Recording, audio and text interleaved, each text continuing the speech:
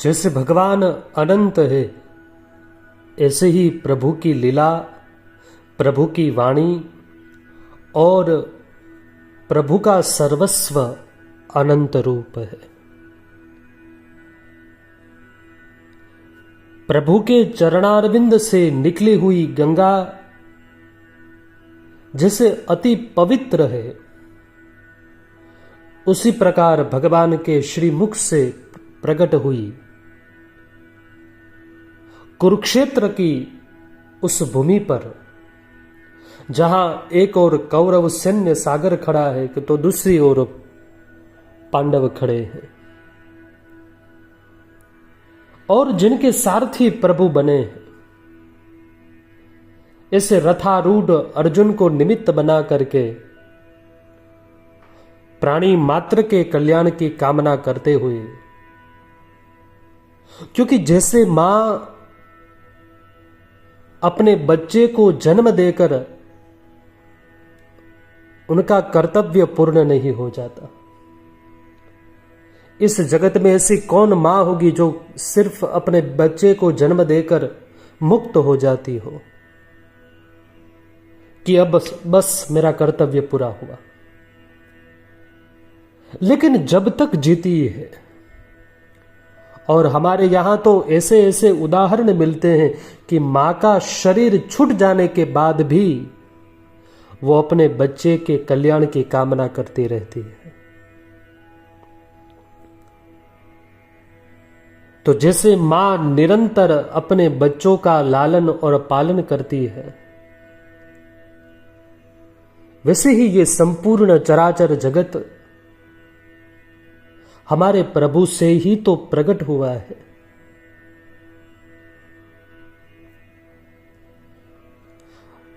हमारे प्रभु ही ये जगत रूप बने हैं, और इसलिए इस जगत में एक क्षण, एक कण भी ऐसा नहीं जिनमें प्रभु की सत्ता ना हो।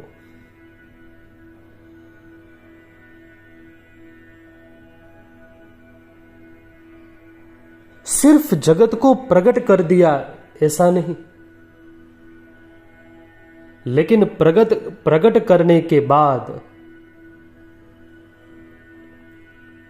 वो हर पल अपने बनाए हुए प्राणियों का कल्याण प्रभु करते रहते हैं। जिन्होंने भी एक बार समर्पित कर दिया स्वयं को, जिन्होंने भी अनन्य भाव से प्रभु का स्मरण कर लिया, प्रभु तो यहां तक गीता में आगे आज्ञा करेंगे, उनके योगक्षेम का प्रभु वहन भी करते हैं। वहन शब्द का प्रयोग देखिए प्रभु ने किया है। जैसे आजीवन बाप अपने बच्चे का पालन करता है, उनका भार ढोता है, वैसे ही प्रभु अपने भक्तजनों के यहां उनके योगक्षेम का वहन करते हैं।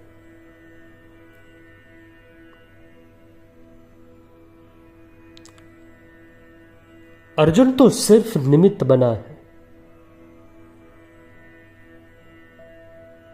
क्या महाभारत को लड़ने के लिए भी प्रभु को अर्जुन की आवश्यकता पड़ेगी?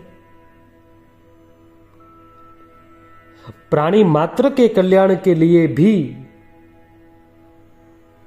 आज अर्जुन सिर्फ निमित्त बना है,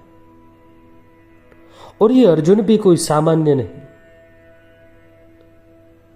कृष्ण साक्षात नारायण है तो अर्जुन नर का प्रतिनिधि करता है। नर रूप अर्जुन है, लेकिन अर्जुन का मोह प्रकट होना और उस मोह को दूर करके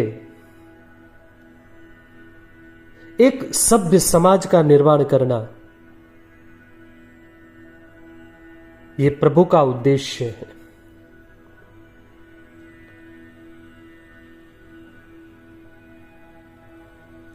कई कई आचार्यों ने अपने अपने भावों से गीता का दर्शन किया है। जिनके भीतर जैसी श्रद्धा थी, जिनके भीतर जैसा भाव था, उसी दृष्टि को लेकर उन्होंने श्रीमद् भगवत गीता के समुद्र में प्रवेश किया और उस भाव के अनुरूप उनको रत्न प्राप्त हुए।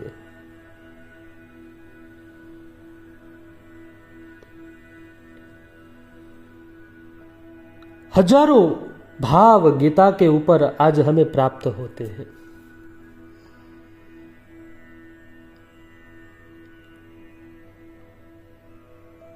हम पूर्ण शरणागत प्रभु को होते हैं और जब पूर्ण शरणागति प्रभु की हम जब स्वीकारते हैं, तब यही प्रार्थना करते हैं कि प्रभु हमारी बुद्धि वो ही समझे जो आप समझाना चाहते हो, क्योंकि हजारों हजारों जन्मों की वासना इस बुद्धि में भरी पड़ी है। हजारों जन्मों की यात्रा हमने की है और उस यात्रा का परिणाम हमें हमारे विचारों के माध्यम से मिल रहा है।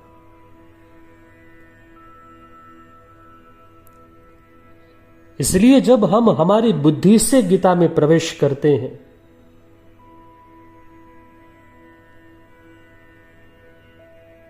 तब प्रभु क्या कहना चाहते हैं, प्रभु क्या आज्ञा करना चाहते हैं, उनको हम भलीभांति न समझ पाएंगे। इसलिए जब तक हम पूर्ण शरणागत न हो जाए,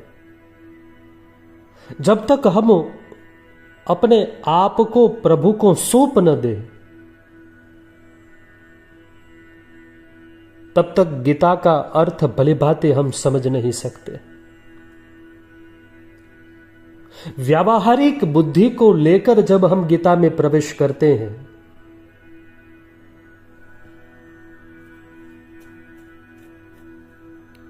तब गीता को समझना हमारे लिए थोड़ा कठिन हो जाता है।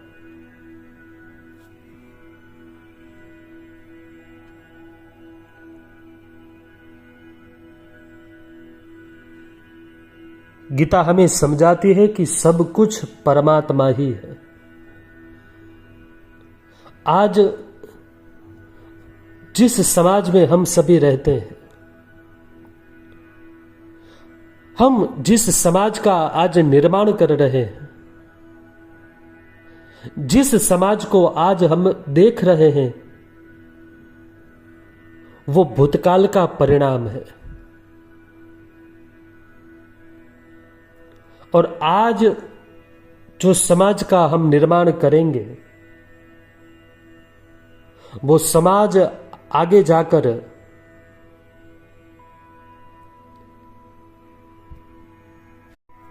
कई अच्छी अच्छी संभावनाएं प्रकट करेगा। गीता हमें दर्शन देती है कि सब में प्रभु का हम दर्शन करें, और जब हम सब में प्रभु का दर्शन करेंगे,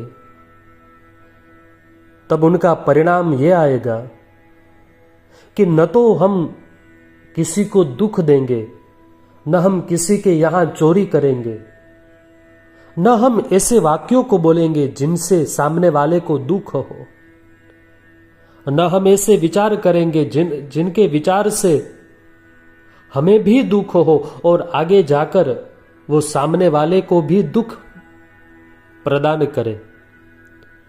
जब हम सब में प्रभु को देखना शुरू कर देंगे, तब ये द्वैत भाव जो हमारे भीतर पड़ रहा है कि ये मेरे है, ये दूसरे है, ये मेरा समाज है, ये हमसे भिन्न है, ये जो द्वैत भाव हमारे भीतर पल रहा है, उनके मूल में जब हम देखेंगे तो उनका मूल यही है कि हमें सिर्फ ऐसा लगता है कि हम जिस प्रभु की आराधना करते हैं वो किसी एक स्थान पर सीमित है।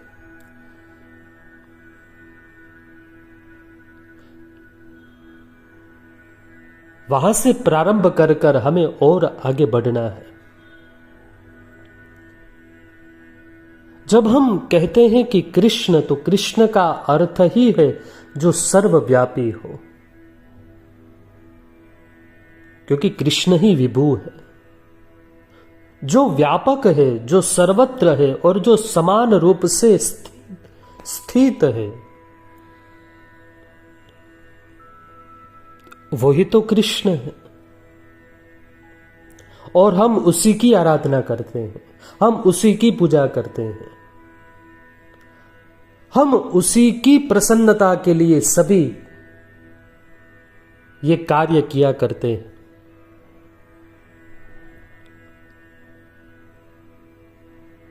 जब हम सभी में प्रभु का दर्शन करने लगेंगे,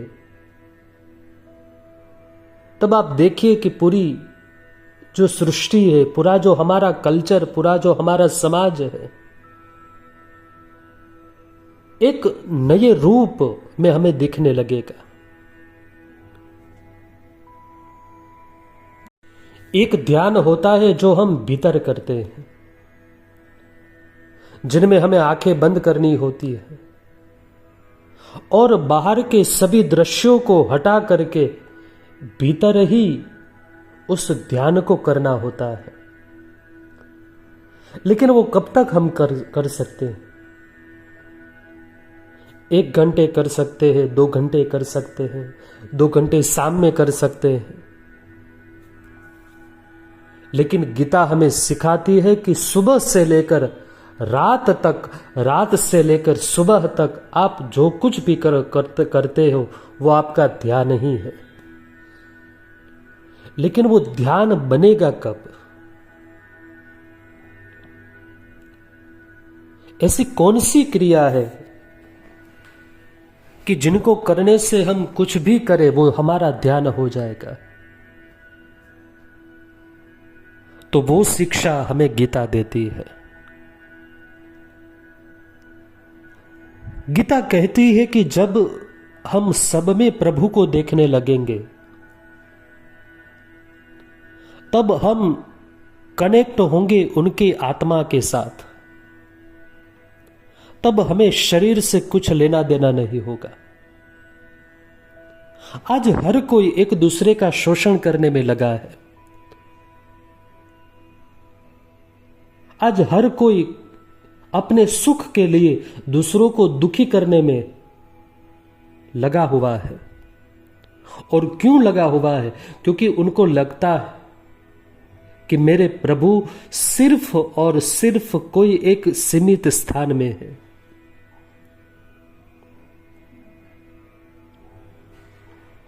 लेकिन गीता हमें दर्शन कराती है कि वो प्रभु प्राणी मात्र में स्थित है।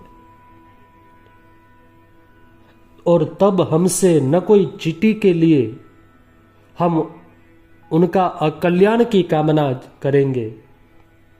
छोटे से छोटे जीव से लेकर बड़े से बड़े जीव का कल्याण, उनके सुख की कामना हम इस दर्शन से करेंगे। आज से 5000 साल पहले इतनी जरूरत न थी जितनी जरूरत इस सूत्र को आज के समाज के लिए है। आज के समय में इस दर्शन की अति आवश्यकता है, क्योंकि हमें श्रेष्ठ समाज का निर्माण करना है। और श्रेष्ठ समाज का निर्माण हम तब ही कर पाएंगे जब हम स्वयं से ऊपर उठ के इस समाज को देखेंगे।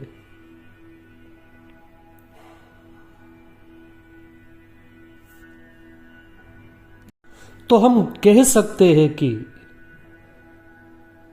गीता हमें वो यात्रा कराती है जो सीमित से प्रारंभ होती है और असीमित तक वो यात्रा चलती है। ये ऐसी यात्रा है जिनका कभी कोई अंत ही नहीं होता।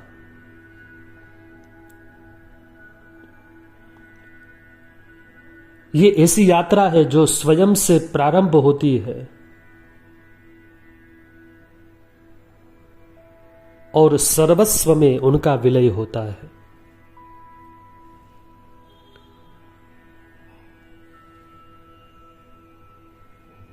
गीता समग्र को मानती है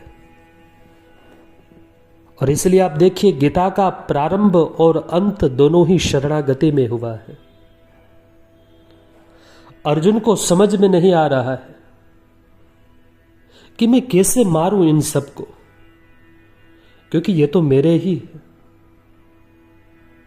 मैं सुख किसके लिए चाहूं?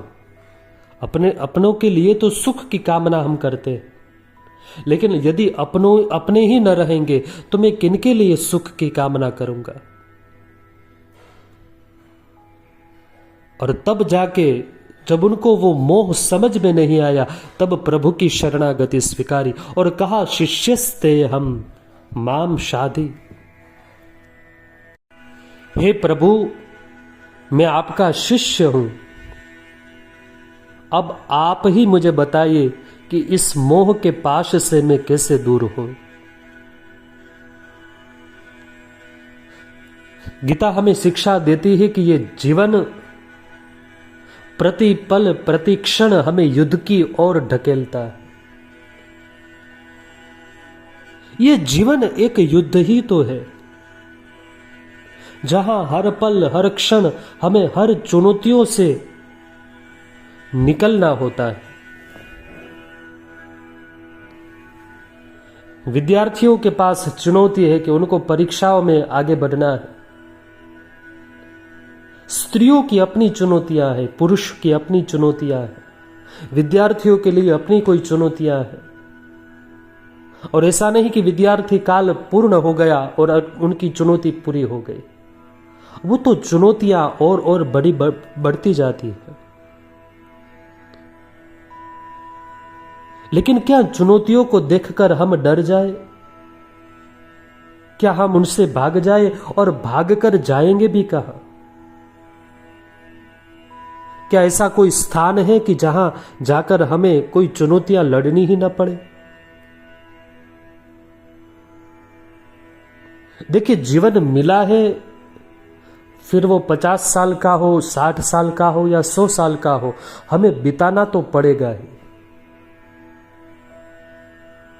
अब वो कैसे हम बिताते हैं? हमारा जीवन सुखमय भी बीत सकता है और हमारा जीवन दुखमय भी बीत सकता है। हम प्रत्येक क्षण को दुखमय बिता सकते हैं, हर पल फरियाद कर सकते हैं, और या तो हम प्रति क्षण सुख में बिता सकते हैं। हम प्रति क्षण प्रभु को धन्यवाद देकर आगे बढ़ सकते हैं। हमें यात्रा तो करनी ही है और करनी ही पड़ेगी, लेकिन उस यात्रा को हम कैसे करते हैं, એ સમજણ આપણે ગીતા આપે છે।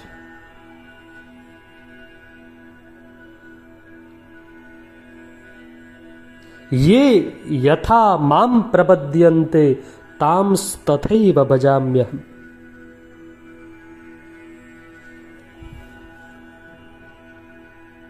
અને સાથે સાથે આપણે જે ભાવથી પ્રભુને ભજીએ છીએ, પ્રભુ પણ એ જ ભાવથી આપણને ભજે છે।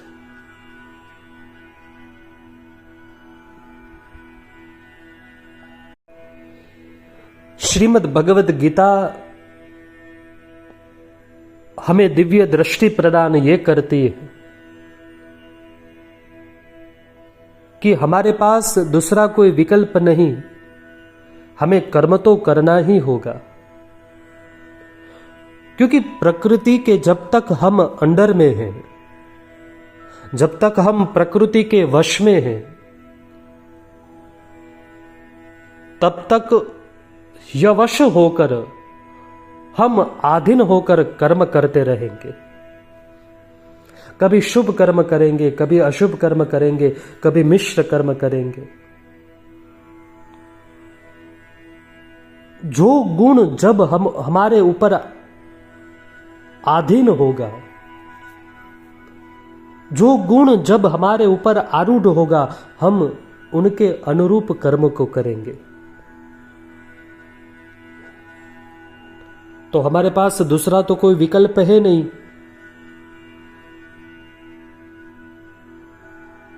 नहीं कश्चित क्षणमपि जातु तिष्ठत्य कर्मकृत। कोई एक क्षण के लिए भी बिना कर्म किए रह नहीं सकता। उनको अवश्य होकर कर्म करने ही पड़ते हैं। लेकिन वो कर्म भी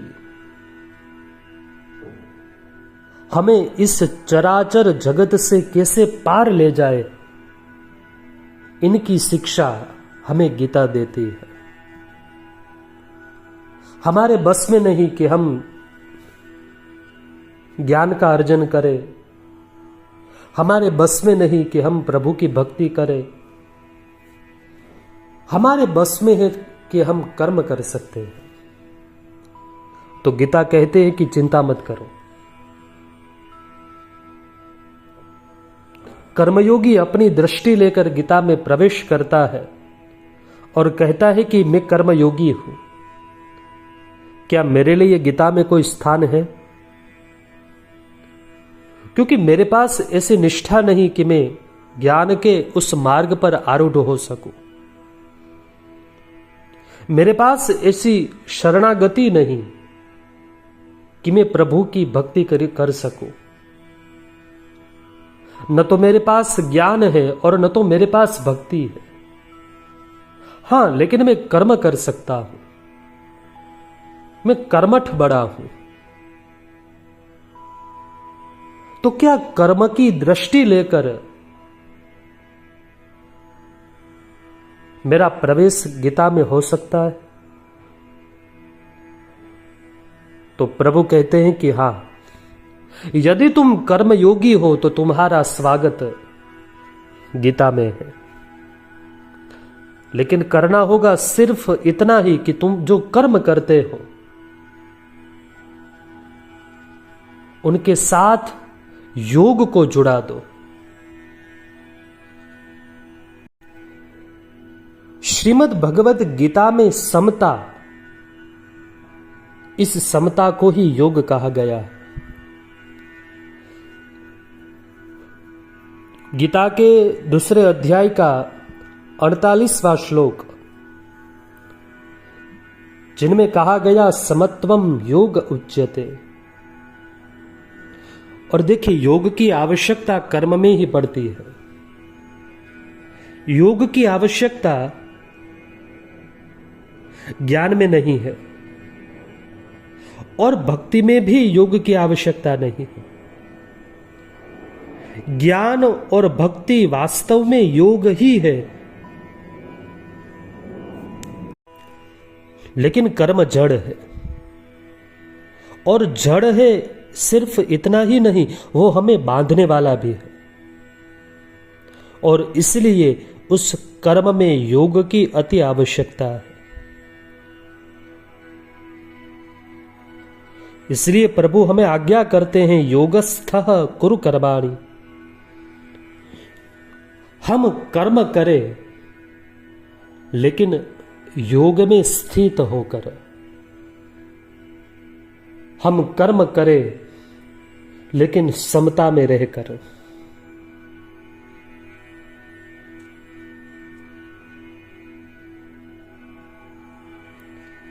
इसलिए गीता में योग शब्द विशेषकर कर्म योग का ही वाचक है। इसलिए हम गीता की जो पुष्पिका है अंत में, उसमें भी हम देखते हैं, इति श्रीमद् भगवद गीतासु उपनिषत्सु ब्रह्म विद्यायां योग शास्त्रे श्री कृष्णार्जुन संवादे। श्रीमद् भगवद गीता योग शास्त्र है।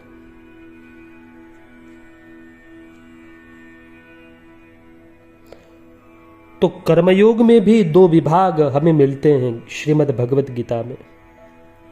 एक तो है कर्म विभाग और दूसरा है योग विभाग।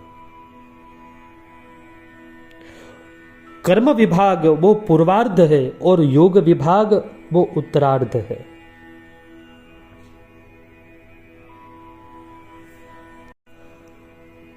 कर्म विभाग में हमारे कर्तव्य परायणता का निरूपण हुआ है और योग विभाग में स्वाधीनता, निर्विकारता, असंगता और समता का निरूपण हुआ है। इस संसार में हमारा जो कुछ भी कर्तव्य है वह दूसरे का अधिकार होता है। इसलिए व्यक्ति का जो कर्तव्य है वह परिवार का, समाज का, संसार का अधिकार है। जैसे वक्ता का जो कर्तव्य है वह श्रोता का अधिकार है और जो श्रोता का कर्तव्य है वह वक्ता का अधिकार है। वक्ता बोलकर श्रोता के अधिकारों की रक्षा करता है और श्रोता सुनकर वक्ता के अधिकार की रक्षा करता है। और जब हम दूसरे के अधिकार की रक्षा करते हैं तब ही हमारे ऊपर जो ऋण है उस ऋण से हम मुक्त हो जाते हैं और तभी हमें योग की प्राप्ति होती है। दूसरे के अधिकार की रक्षा करने का तात्पर्य यह है कि शरीर, वस्तु, योग्यता और सामर्थ्य इन सभी को अपनी न समझकर लेकिन दूसरों के हित के लिए ये सभी मुझे मिला है,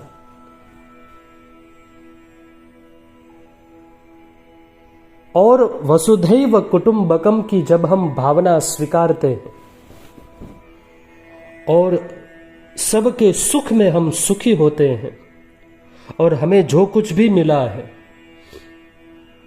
हमारी पहले से ही ये सभ्यता हमारी रही है, चाहे वो हमारा शरीर हो, चाहे इस शरीर से जो प्राप्त की हुई वस्तु, या हमारे पास जो कुछ भी योग्यता हो, या प्रभु कृपा से हमारे पास जो कुछ भी सामर्थ्य हमें मिला हो, वो हम हमारे हित के लिए न लाकर जब हम सबके हित के लिए कार्य करें तब हमारा कार्य कर्मयोग हो जाता है।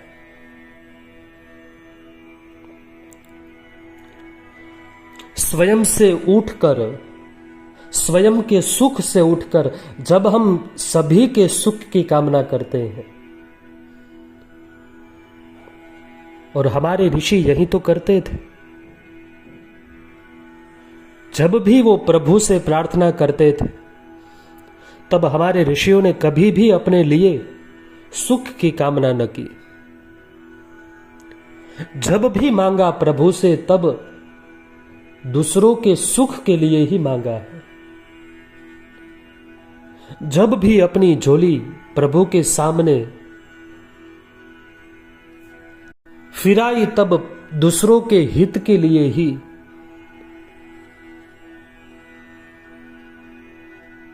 और इसलिए वो मांगते रहे, सर्वे भवन्तु सुखिनः और सर्वे सन्तु निरामयः, सर्वे भद्राणि पश्यन्तु मा कश्चित् दुःखभाग् भवेत्।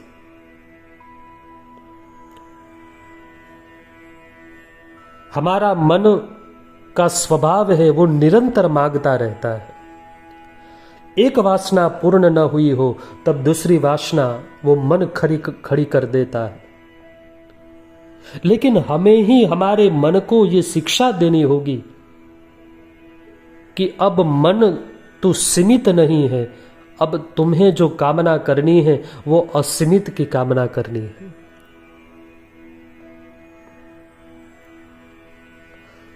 प्रत्येक मनुष्य चाहता है कि मैं सदा जीता रहूं, मैं कभी न मरूं। प्रत्येक मनुष्य की ये चाह होती है कि मैं सब कुछ जान लूं,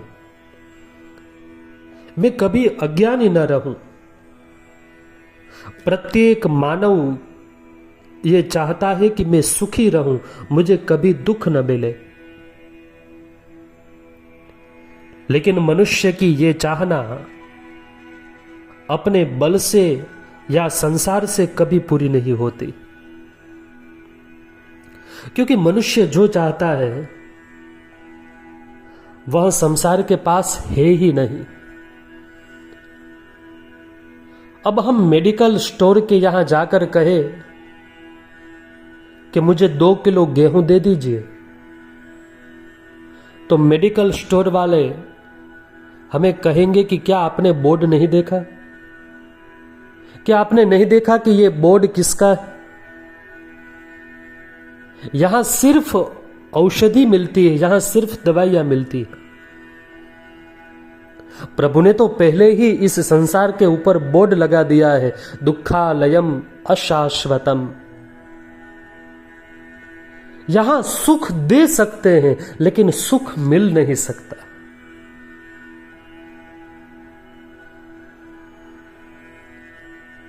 हम कामना कर सकते हैं कि मेरे पास जो कुछ भी है उनसे मैं दूसरों को सुखी करूं। संसार की कोई वस्तु हमें कभी भी सुखी नहीं कर सकती। न तो संसार का धन हमें सुखी कर सकता है, न तो संसार का पद हमें सुखी कर सकता है, न तो संसार की कोई वस्तु जो श्रेष्ठ से श्रेष्ठ हो वो हमें सुखी कर सकती है। क्योंकि बोर्ड ही प्रभु ने लगा दिया हमारे लिए कि ये दुखालय है, ये दुखों का खजाना है। यहां भिन्न भिन्न प्रकार के दुख ही हमें मिलेंगे। और जब हम स्वीकार लेते हैं इस बात को, तब इसका परिणाम यह आता है कि हम फरियाद नहीं करते। कितनी फरियाद हम करेंगे और कब तक करते रहेंगे? कभी कभी तो प्रभु भी हमारी प्रतीक्षा करते हैं कि कभी तो ऐसा आए कि वो मुझसे मिलने आए, क्योंकि जब भी आता है तब कुछ न कुछ साथ लेकर आता है। कभी वो मांगता है कि मुझे प्रभु धन मिल जाए, कभी मांगता है प्रभु मुझे पद मिल जाए, कभी मांगता है प्रभु ये शक्ति मुझे मिल जाए तो बढ़िया रहेगा।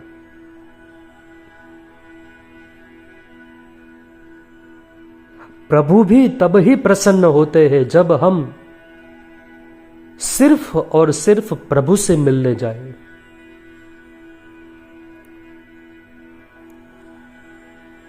तो हमारी दृष्टि को बदलने का काम अर्जुन को निमित्त बनाकर हम सभी के लिए श्रीमद् भगवद गीता में प्रभु ने उस भाव को प्रकट किया है कि जिनको सुनकर, जिनको जीवन में उतार कर हम इस संसार के प्रति जो हमारी दृष्टि है उसको हम बदलते।